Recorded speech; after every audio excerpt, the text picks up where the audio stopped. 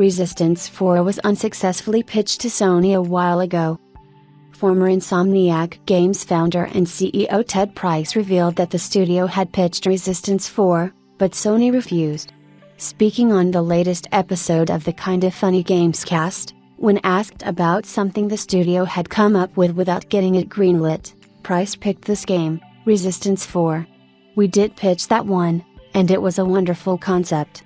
It's just that, in terms of timing and market opportunity, it didn't work out, but it was the result of a lot of Insomniac team members being passionate about extending the story further. I do believe that Resistance has set up a really cool alternate history base where anything can happen with the Chimera and where they go and what their origins are. We spent a lot of time working on the backstory and kind of brainstorming on where we could take this in the future, and personally, I love this franchise. I was fortunate enough to be creative director of the first few Resistance games and I will remember many moments, good and bad. When it comes to development, it taught us all a lot about how we could elevate ourselves under some pretty heavy and some pretty difficult situations. Fortunately, we love the fan response and we know that fans ask pretty regularly if we're going to do another Resistance. There's no answer to that, but I will say we pitched Resistance 4 and it was cool."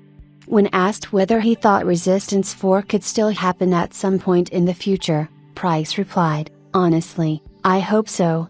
I would love to see this story taken further, it's near and dear to my heart.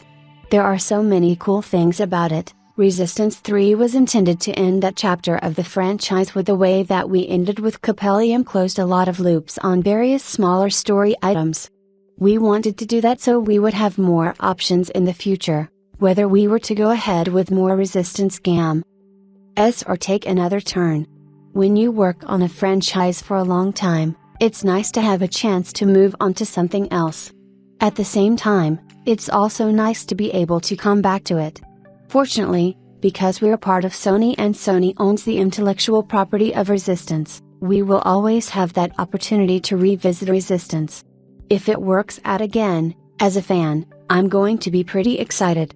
Technically, the most recent franchise installment is the spin-off Resistance, Burning Skies, developed by Nihilistic Software and released in 2012 for the PlayStation Vita. As for the likelihood of a new game by Insomniac, Sony appears committed to the partnership with Marvel. At the same time, the enormous licensing costs, following the Insomniac Games leak, it was reported that Sony may have paid Disney around $109 million for the Spider-Man IP, may eventually lead Sony back to its own franchises, which might reopen the door for a new entry in the first-person shooter franchise.